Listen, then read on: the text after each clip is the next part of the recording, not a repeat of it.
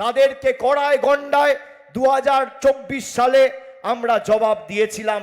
প্রতিশোধ নিতে মানুষকে লাইনে দাঁড় করিয়ে এসআইআর এর মাধ্যমে ভোটাধিকার কেড়ে নিয়েছে।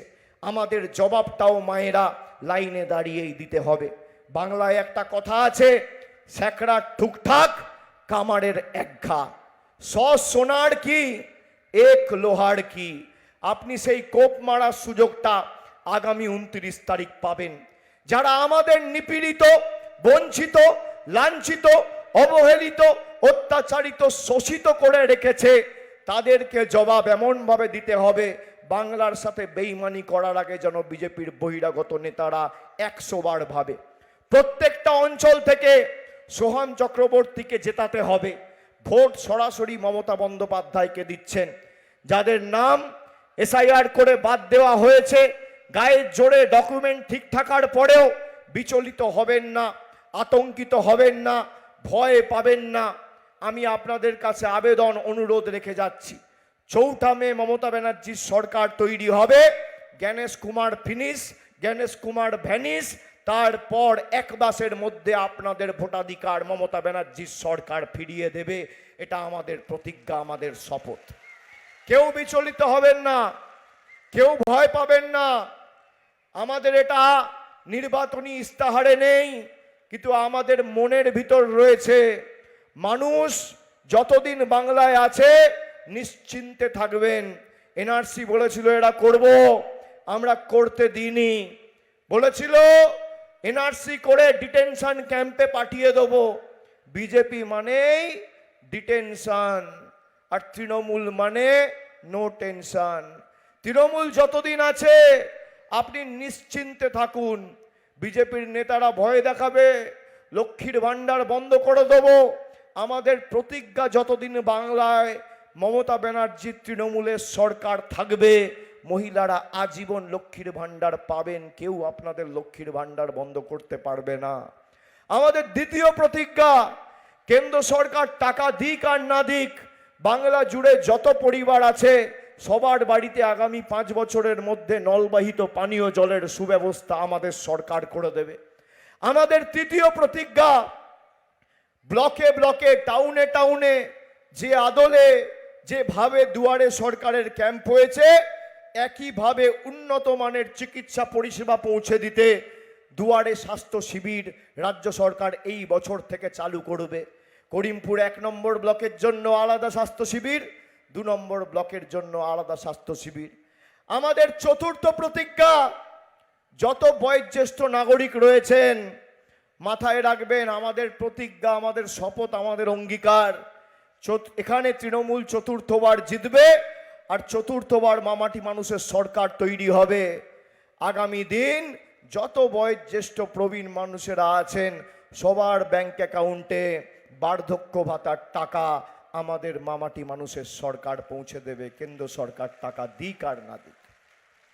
আর আমাদের পঞ্চম প্রতিজ্ঞা,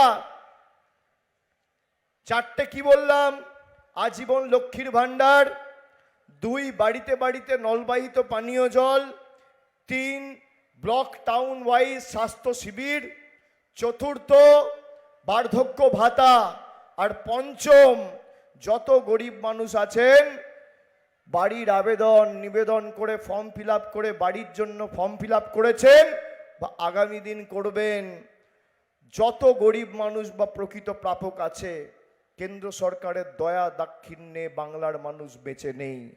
গত 2 বছরে 32 লক্ষ পরিবারকে আমাদের সরকার বাড়ি দিয়েছে। আগামী 5 বছর যত গরিব মানুষ আছে সবার মাথার উপর পাকা ছাদের ব্যবস্থা মমতা ব্যানার্জির সরকার করবে। কেন্দ্র সরকার টাকা দিক আর না দিক, আমাদের প্রতিজ্ঞা।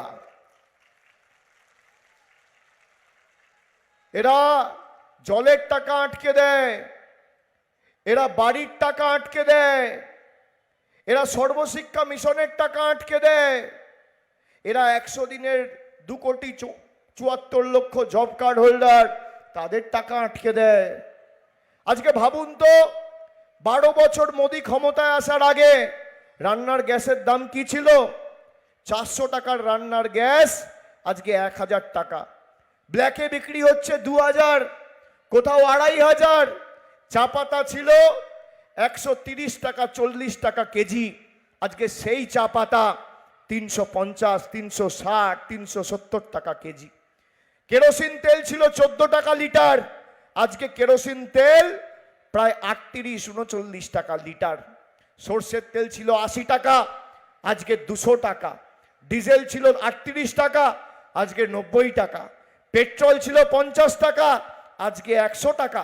রেলের প্ল্যাটফর্ম টিকিট ছিল 5 টাকা, আজকে 30 টাকা। টমেটোর দাম ছিল 20 টাকা কেজি। ঢেঁড়সের দাম ছিল 18 টাকা কেজি, সেই টমেটো আজকে 40 টাকা কেজি। ঢেঁড়স আজকে 50 টাকা কেজি। মায়েরা রান্নায় জিরে ব্যবহার করেন, জিরে ছিল 140 টাকা কেজি, আজকে জিরে 350, 375 টাকা কেজি। গরিব মানুষ বাড়িতে যদি কোনো অতিথি আসে, আদর আপ্যায়ন করতে এখন 1 কাপ চা বানাতে গেলে, গ্যাস জ্বালাতে গেলে 10 বার ভাবে। এই হচ্ছে নরেন্দ্র মোদীর গরিব বিরোধী, জনতা বিরোধী সরকারের উদাহরণ। আপনাদের মাথায় রাখতে হবে, তৃণমূল থাকলে আপনার অধিকার সুরক্ষিত থাকবে, আর বিজেপি থাকলে আপনার অধিকার থেকে আপনি বঞ্চিত হবেন।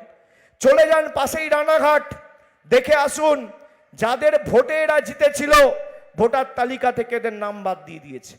মতুয়া ভাইদের নাম বাদ, নমশূদ্রদের নাম বাদ, রাজবংশীদের নাম বাদ।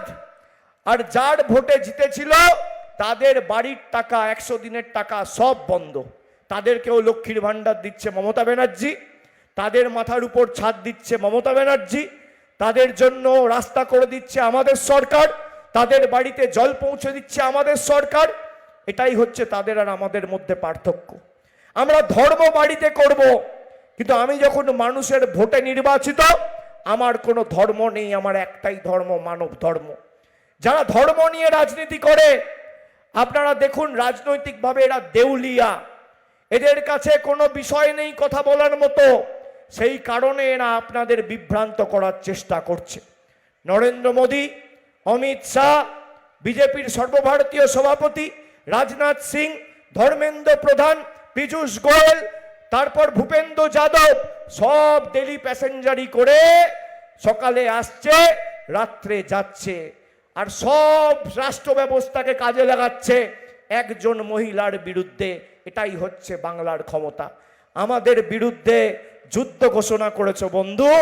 বাংলার মানুষকে তুমি যদি ভাবো আঘাত করবে, বাংলার মানুষ প্রত্যাঘাত করতে জানে। এটা ইউপি, বিহার, গুজরাট নয়। যদি আপনি ভাবেন আমাদের টাকা বন্ধ করে আমাদের শাস্তি দেবেন, বাংলার মানুষ আপনাদের আগামী দিন 4 তারিখ যখন ভোট বাক্স খুলবে, শাস্তি কি বাংলার মানুষ আপনাদের শেখাবে।